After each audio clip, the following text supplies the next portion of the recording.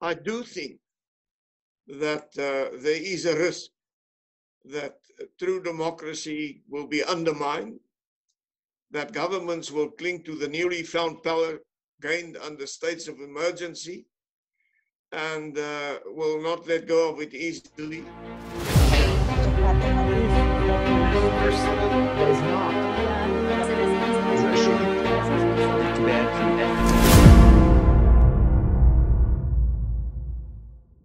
Dear friends, welcome to another edition of the Forum 2000 online chat, where we discuss the future of freedom and democracy in the current uncertain times.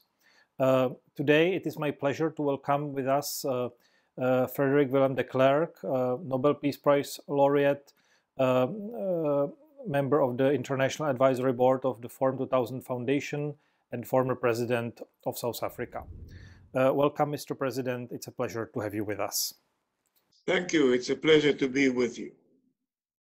Mr. President, South Africa has been highlighted over the past weeks and months as an early responder to the COVID crisis with fairly strict measures taken by the government. How do you assess South Africa's handling of the pandemic? I think we started out very well.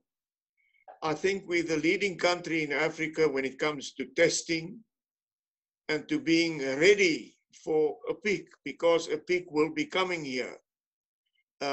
We created enough time to get more hospital beds and more ventilators and that type of thing. So in that sense of the word, I'm proud to be a South African.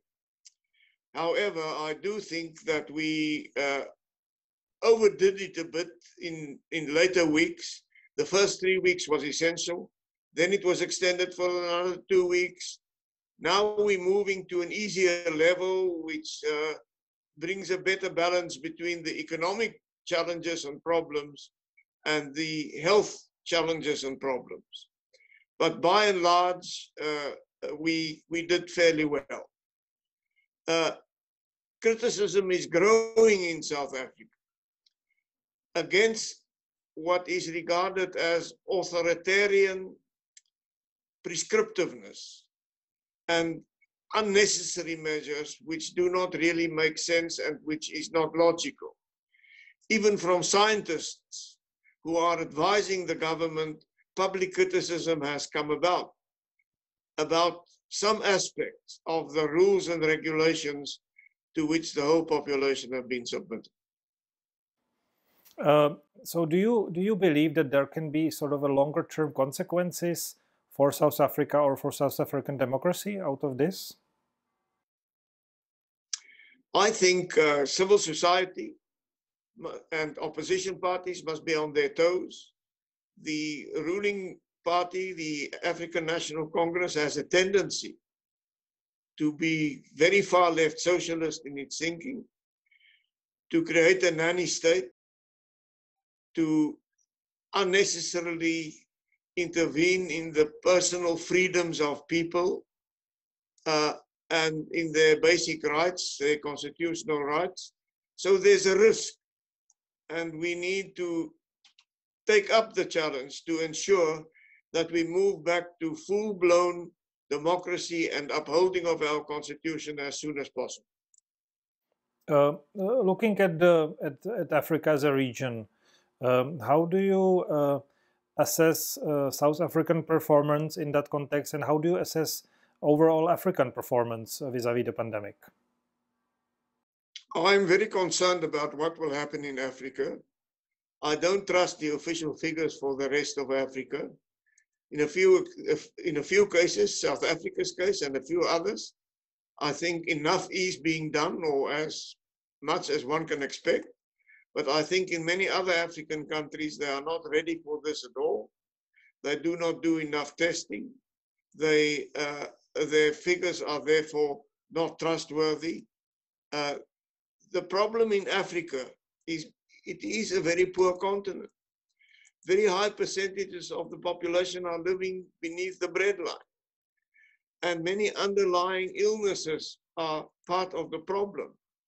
TB is a big killer in the whole of Africa. HIV/AIDS is a big problem for the whole of Africa and also specifically for South Africa.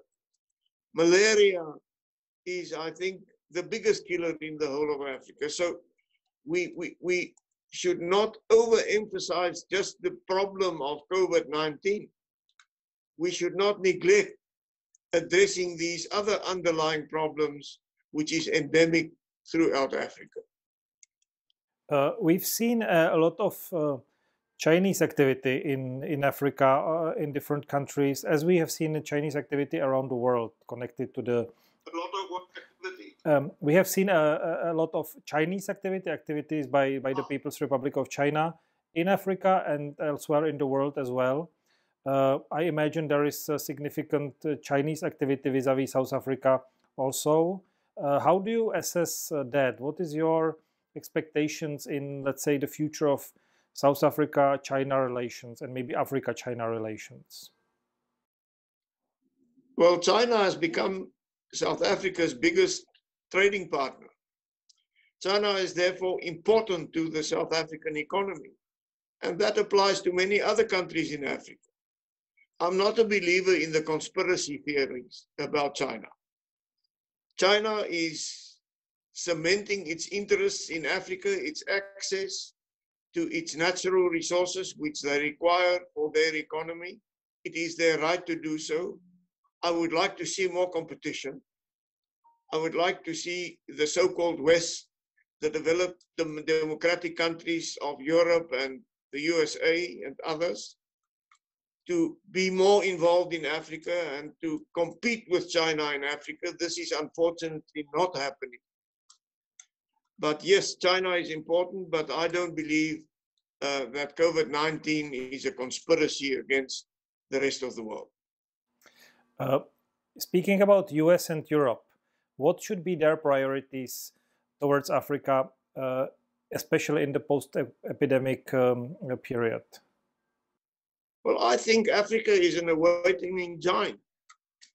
Africa's economy has been growing fast, and hopefully we will return to that growth after the pandemic is over again.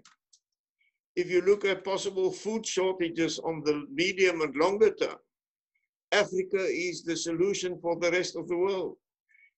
It can become the breadbasket for the North, for the Northern Hemisphere.